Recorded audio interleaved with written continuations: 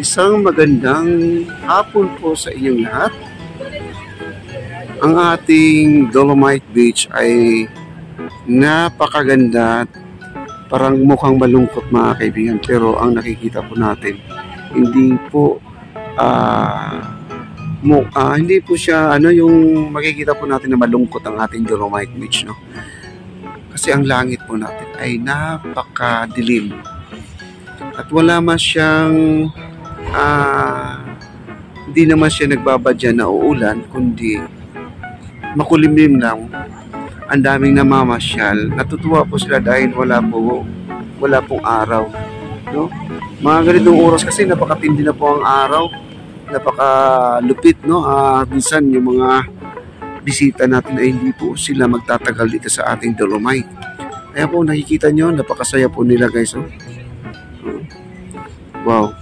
Lapit po tayo doon sa dalampasigan para makita po natin kung ano po ang sitwasyon ng ating dagat ngayon, no? Pakiramdam ko talaga ay napakalinis niya ngayon, mga kaibigan. Tara na, puntahan po natin. Kaya po ang pagbabarkada, ayan, nandun po sila, no? Talagang minumuni-muni po nila at kasama po nila yung kailang nanay na pinasyal po dito sa ating Dolomite. Kaya po sila ay naka-wheelchair po yun. At may dala pa silang payong, ready po sila sa panangga ng ating init.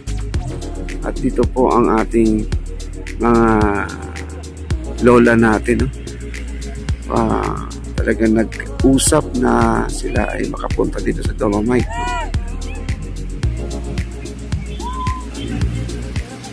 Ayan po, no?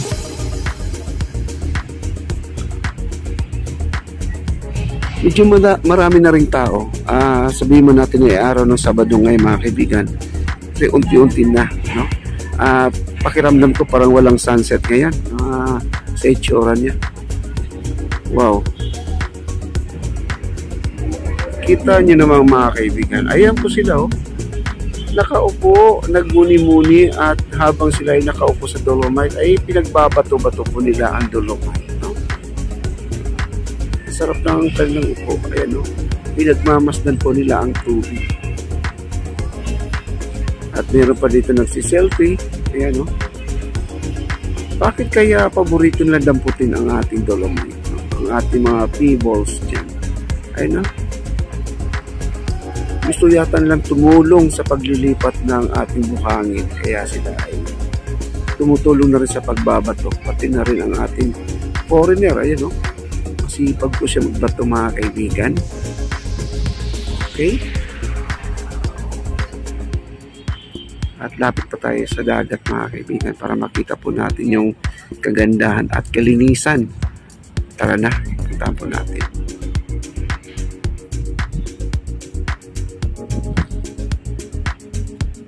Wow, ganda. Super linis ang ating Dolomite Beach.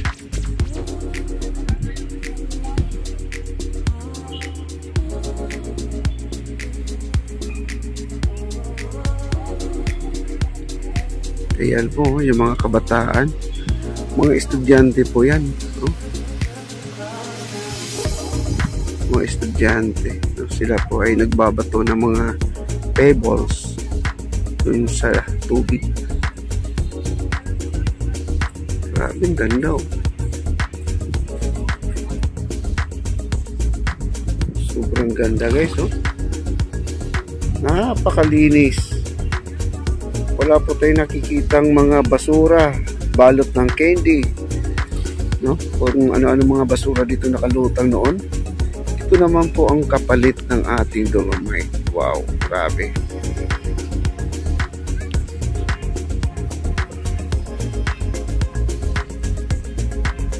Ganda, oh.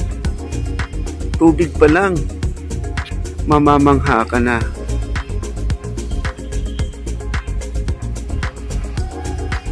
Yan, napakaganda. Wow.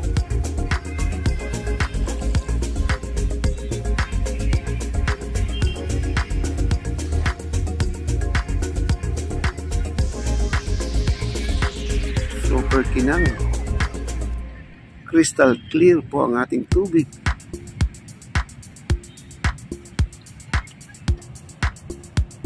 At nakikita po nating building na to, no?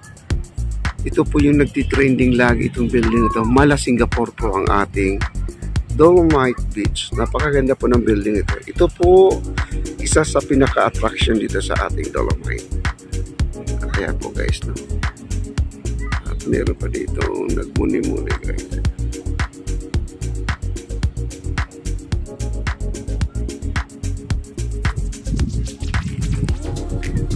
At sarap ng upo nila dito guys. Ayan, no? Sarap ng upo nila. Wow. At nakikita nyo mga nangingitim dito. Ay, may tulya na mga kaibigan, no? Ayan, may tulya pa ako nakikita. Ayun, no? May laman pa, oh. Buksan natin, ha? Para sigurado tayo kung may laman ba. Wala. Ayan, oh, wala palang laman, no? Akala mo may laman, no?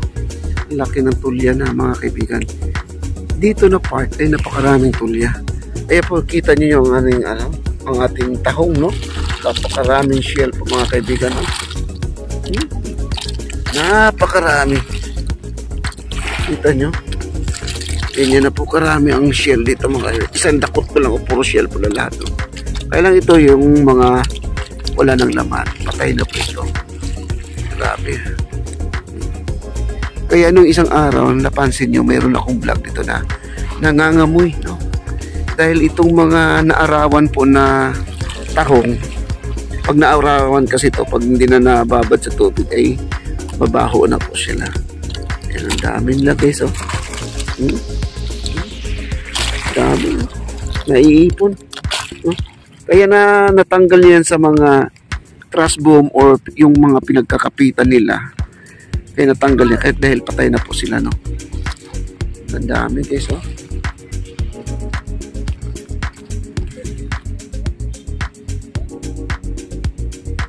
Dami.